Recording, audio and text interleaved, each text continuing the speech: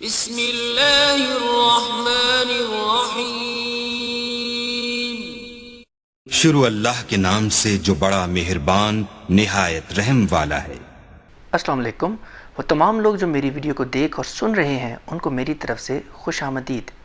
आज जो टॉपिक हम पढ़ने जा रहे हैं वो है एवरेज एंड टाइमिंग एक्सपेरिमेंट्स। किसका एवरेज और टाइमिंग एक्सपेरिमेंट? जब आप किसी मेजरमेंट के अंदर टोटल अनसर्टेनिटी को फाइंड आउट करते हैं तो उसमें अगर केस आ जाए एवरेज का और कोई ऐसा एक्सपेरिमेंट जिसमें टाइम का फैक्टर आ जाए, लाइक सिंपल पेंडुलम आ जाए या मैथ स्प्रिंग सिस्टम आ जाए या कोई भी टाइमिंग एक्सपेरिमेंट आ जाए जिसके अंदर स्टॉप वॉच का इस्तेमाल हो रहा है, तो हम उसे कहते हैं कि उसके अंदर से अनसर्टेनिटी निकालने के लिए जो हमारे पास रूल आएगा वो हमें देगा टाइमिंग एक्सपेरिमेंट देगा। So before starting the lecture, make sure to subscribe to my channel and hit the bell icon to keep yourself updated for the future videos. So हम स्टार्ट करते हैं अपने आज के लेक्चर को। एवरेज वैल्यूज़ की बात हम पहले करते हैं। किसी भी मेजरमेंट में अगर एवरेज वैल्यू आ जाए, ठीक है, हम उसमें ले रहे हो तो हम कैसे उसमें टोटल अनसर्टेनिटी को मालूम करेंगे। हम इसको एक्सप्लेन करते हैं कि एग्जांपल से। लेट्स सपोज एग्जांपल हमारे पास है कि हमने 6 रीडिंग्स ली हैं किससे? माइक्रोमीटर स्क्रू गेज से। आपको पता है कि स्क्रू गेज का जो लीस्ट काउंट है वो होता है 0.001 सेंटीमीटर्स होता है, ठीक है। या अगर हम बात करें मिलीमीटर्स की तो ये होगा 0.01 मिलीमीटर्स, ठीक है। अच्छा, तो अब हमारे पास जो रीडिंग्स आई हैं, हमने 6 रीडिंग्स ली हैं, वो हमारे पास रीडिंग्स ये आपके सामने शो हो रही हैं। 1.20, 1.22, 1.23, 1.19, 1.22 एंड 1.21। अब ये सारी की सारी जो रीडिंग है इसका हम एवरेज लेंगे तो हमारे पास एक एवरेज वैल्यू आ जाएगी। तो अब ये सारी की सारी जो मैंने रीडिंग्स ली हैं इन सब में कोई ना कोई अनसर्टेनिटी पाई जाती है। तो हम स्टार्ट करते हैं कि हम अनसर्टेनिटी किस तरीके से फाइंड आउट करेंगे। स्टेप नंबर 1, सबसे पहले आपने करना क्या है, आपने इन मेजरमेंट जो आपने ली है इसकी अपनी एवरेज वैल्यू मालूम करनी है ताकि आप बेस्ट एस्टीमेट निकाल सकें। ये आपके पास है बेस्ट एस्टीमेट। कैसे हमने इसको निकाला है? इसको हमने तमाम वैल्यूज़ को प्लस करके, कितने नंबर ऑफ रीडिंग्स हैं? 6 हैं, तो हमने 6 पे डिवाइड करके हमारे पास 1.21 आंसर आ गया। This was the first step. Next step क्या है कि find deviation of each measured value from the average value.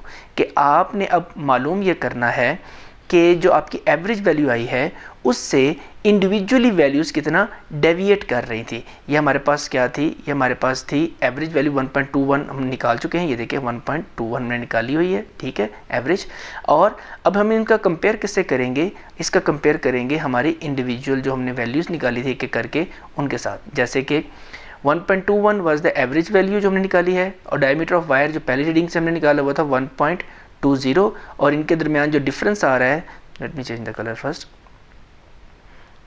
इसमें जो डिफरेंस आ रहा है वो आ रहा है 0.01 मिलीमीटर्स का। सिमिलरली एवरेज वैल्यू है 1.21 और सेकेंडली हमने जो सेकेंड मेजरमेंट है ये देखें, सेकेंड मेजरमेंट ये हमारे पास जो है 1.22, ये मैंने टेबल बना दिया सारा का सारा।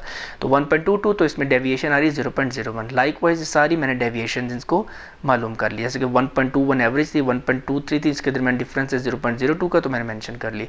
सिमिलरली जो हमारे पास डायमीटर 1.19 एवरेज थी 1.21, तो ये हमारे पास आ गई डेविएशन। तो हमने सारी के सारी वैल्यूज़ को, हमने डेविएटेड वैल्यूज़ को भी निकाल लिया है। अब हमारा नेक्स्ट स्टेप क्या है? हमारा नेक्स्ट स्टेप ये है कि हमने ये जो हमने डेविएशंस निकाली हैं इनका भी हमने क्या लेना है? मीन लेना है। फाइंड द मीन डेविएशन, उसको हम कहेंगे मीन डेविएशन। तो हमने तमाम वैल्यूज़ को जो कि 6 वैल्यूज़ थी उनको प्लस किया और 6 पे डिवाइड किया तो हमारे पास रिजल्ट आ गया 0.01 मिलीमीटर्स। अच्छा, नोट ये बात रखिएगा कि जो मीन डेविएशन है, ये जो हमने मीन डेविएशन निकाली है, that is actually the uncertainty in the average values. Average values के अंदर जो अनसर्टेनिटी है वो मीन डेविएशन ही होती है। तो फाइनली अब हम रिज़ल्ट कैसे लिखेंगे? वो हम रिज़ल्ट लिखेंगे जो हमारा बेस्ट एस्टिमेट था वो था 1.21 और हम अनसर्टेनिटी तो लिखते किस पे हैं?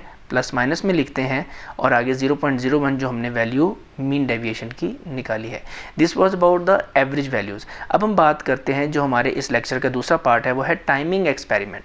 टाइमिंग एक्सपेरिमेंट की जब बात करेंगे तो उसमें भी हम इसको एक एग्जाम्पल के साथ स्टेप बाय स्टेप देखते हैं कि सबसे पहले ये एक स्टेटमेंट जो लिखी हुई है इसको ज़रा पढ़ लेते हैं कि divide least count of timing device by total number of vibrations, कि आपने लीस्ट काउंट को डिवाइड करना है उन नंबर ऑफ वाइब्रेशंस पर, जितनी वाइब्रेशंस पर आप एक्सपेरिमेंट करें, लेट्स सपोज आप सिंपल पेंडुलम कर रहे हैं, आप 30 वाइब्रेशंस पर कर रहे हैं तो लीस्ट काउंट को 30 पर डिवाइड कर देंगे। अगर 50 वाइब्रेशंस आपने पर टाइम पीरियड निकाला तो 50 पर लीस्ट काउंट को डिवाइड कर देंगे। सिमिलरली चलिए हम एग्जांपल से इसको देखते हैं। एग्जांपल कहती है कि टाइम ऑफ 30 वाइब्रेशंस, उसने बात ही 30 वाइब्रेशंस की कर दी है।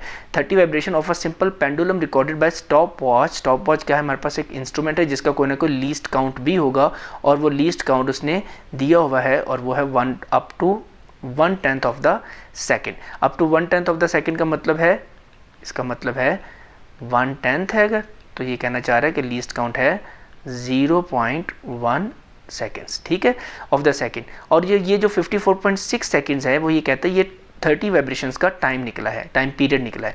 तो अब हम स्टेप बाय स्टेप इसको देखते हैं। तो स्टेप 1 क्या कहता है, सबसे पहले आपने जो हमारे पास बेस्ट एस्टीमेट, जो टोटल हमारे पास टाइम पीरियड निकला है 54.6 सेकेंड्स, उसको आपने डिवाइड कर देना है टोटल नंबर ऑफ वाइब्रेशंस पर, ताकि आपको बेस्ट एस्टीमेट मेजरमेंट आए फॉर 1 वाइब्रेशंस, ठीक है। तो ये हमारे पास जो रिजल्ट आया है दैट इज़ फॉर द, ये जो हमने सारी के सारी निकाली दैट इज़ फॉर द ये 1 वाइब्रेशन 1.82, ठीक है। ये बेस्ट एस्टीमेट हमारे पास आ गई। स्टेप नंबर 2 हमें क्या कहता है, वो कहता है divide the least count of stop watch by the total number of vibration. जो हमने यहाँ बात की थी, divide least count of the timing device, अगर आप इसको देख सकते हैं तो divide the least count of timing device by total number of vibration, ये हमने बात पहले की थी। तो हमने इसको अब अनसर्टेनिटी को मालूम करने के लिए लीस्ट काउंट जो कि हमारे पास 0.1 था उसको डिवाइड कर दिया 30 के साथ। क्यों 30 के साथ, क्योंकि ये 30 हमारे पास वाइब्रेशंस थी। आप मेरे कर्सर को देखते रहेंगे तो आपको चीज़ों की आसानी समझ आती जाएगी।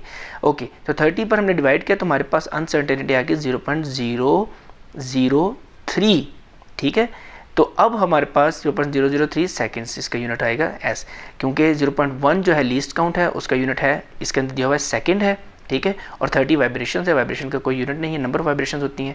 फाइनल रिजल्ट अब कैसे लिखेंगे, जो हमने पिछले प्रीवियस लेक्चर से आपको याद हो, हमने मेजरमेंट का एक कानून पढ़ा था मेजरमेंट लिखने का, कि आप लिखते हैं is equal to best estimate plus minus जो होता है, मतलब कि लीस्ट काउंट, प्रिसेशन या अनसर्टेनिटी।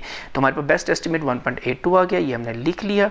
और हमारे पास जो लीस्ट काउंट आ गया है वो है 0. या लीस्ट काउंट कह लें या इसको कहें अनसर्टेनिटी, हमारे पास आ गई है 0.003 सेकेंड्स। अच्छा, व्हाट इफ़, एक क्वेश्चन रेज करने लगा हूँ, क्या होगा अगर मैं 30 वाइब्रेशंस की जगह 50 वाइब्रेशंस पर रीडिंग ले रहा होता, तो ऑब्वियसली जो मेरी अनसर्टेनिटी थी वो क्या हो जाती, वो और कम हो जाती। यही वजह है कि जब आप टाइमिंग एक्सपेरिमेंट करते हैं लैब के अंदर तो कहा जाता है कि 20 to 30 मैक्सिमम वाइब्रेशंस के ऊपर आप टाइमिंग एक्सपेरिमेंट करें, ताकि उसमें अनसर्टेनिटी की जो गुंजाइश है वो कम से कम हो। आई होप कि आपको आज का लेक्चर समझ आया होगा। अगर आपका कोई सवाल है इसमें तो आप उसे कमेंट बॉक्स में ज़रूर पूछिए। And so this was all about today's lecture.